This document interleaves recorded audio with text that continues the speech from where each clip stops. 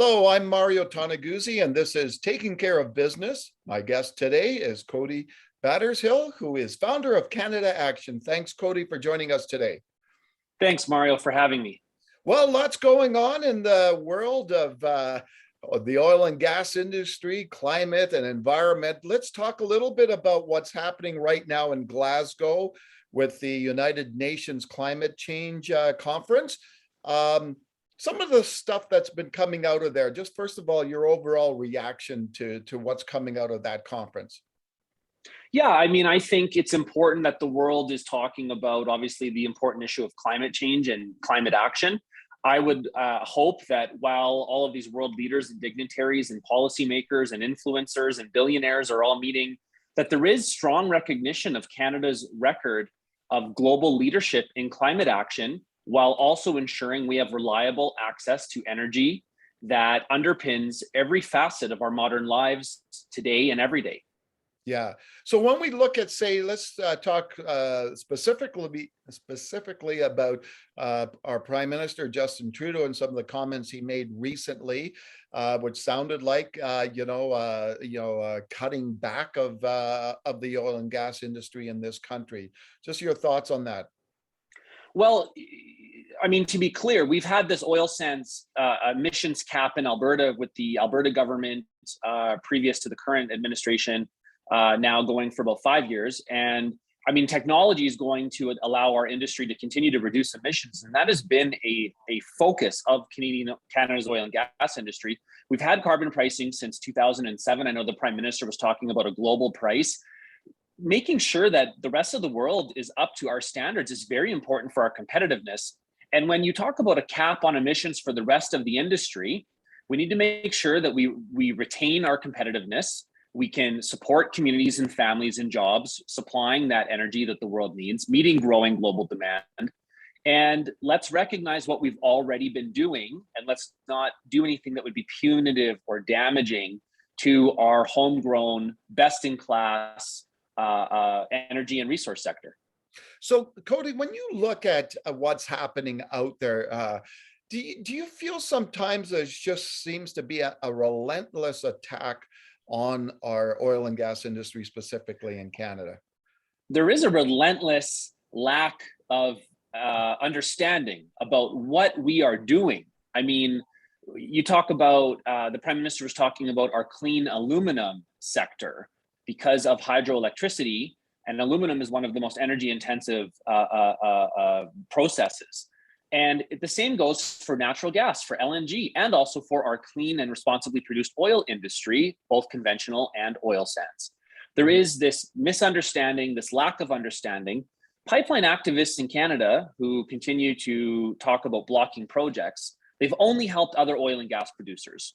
They do not acknowledge Canada's record of renewable leadership. They also do not acknowledge the reality of how they live, how we all live, and growing global demand for oil and natural gas. Oil demand's back to pre-pandemic record highs. Now, LNG demand is going to grow exponentially in the coming decades. So we as Canadians have a choice. And I think as long as the world needs oil and gas, it should be Canadian for all of the reasons stated. Now, which is great, but there's been a lot of talk recently about the new federal government, Liberals, and some of the appointments that it has made to its cabinet, right? Yep. Natural Resources Minister, but more specifically the Environment Minister, known former activist, probably current activist too, if you want to look at it that way. Are you disappointed in what those appointments signal, where the government, federal government, is headed? I really hope that as these new ministers take on these new roles, they learn and they go out to the provinces where their policies would have these large impacts. They talk with the premiers. The Premier of Newfoundland and Labrador is in Glasgow, talking about the importance of making sure the world understands our clean, reliably sourced, and socially progressive energy production. And I hope that these ministers will take the time to also evaluate the reality of substitution. We could shut down all of Canada's oil and gas production today, make no difference to global emissions. In fact, probably that would increase emissions.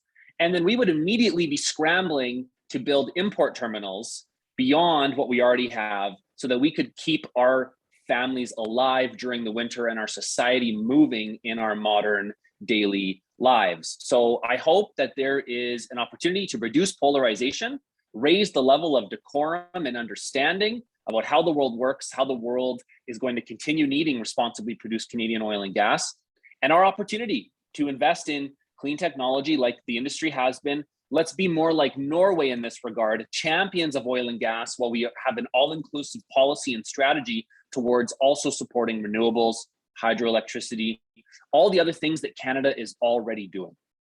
So, Cody, I want to take it away from the federal government and come down to more local level. Right after the recent municipal election here in Calgary, the new mayor, Jody Gondek, talked about what her first priority was, hitting across the desk, and was to talk about a climate emergency here. That, first of all, did that surprise you? And is that a worrisome that our new mayor is looking at the oil and gas industry from that perspective already? In 2018, we did videos and we did a rally with all of City Council, including Mayor Nenshi and the new mayor, Gondek. She had one of the best spoken video clips about why she supports our responsibly produced oil and gas industry. And I am really hopeful that as time passes, as more conversations happen, we will hear from the mayor that, in fact, she does support an all-inclusive strategy to get responsibly produced Canadian energy to the world, which can lower emissions and support Canadian families, support the city of Calgary, municipal revenues, municipal prosperity.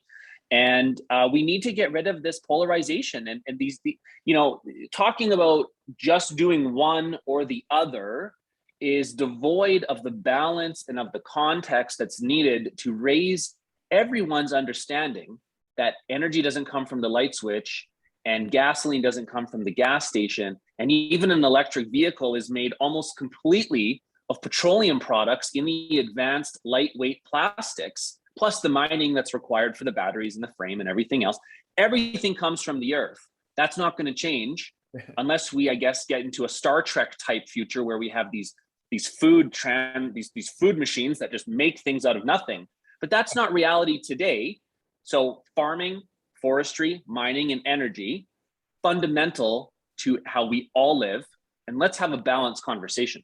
Okay, super. Last thing I want to ask you, Cody, is just more about your organization, Canada Action. Can you talk a little bit about that? What you guys do, what your purpose is? Yeah, thanks, Mario. So CanadaAction.ca has been a passion project of mine, now going back like a decade.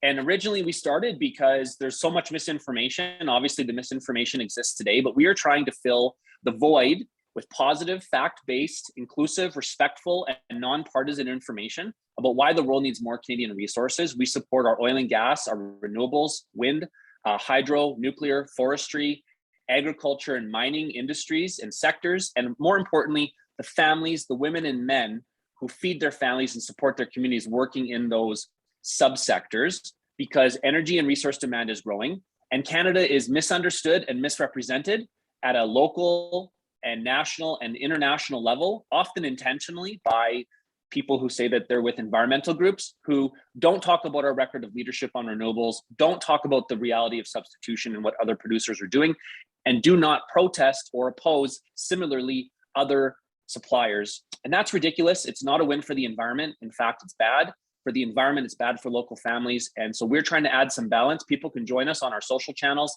Twitter, Instagram, Facebook, LinkedIn, YouTube, and CanadaAction.ca. Get some free stickers, show your support, because we are all a part of the soft-spoken majority, the majority of Canadians who support responsible resource development and want reliable access to energy and electricity, want food at the grocery store when we go to get a meal for our families.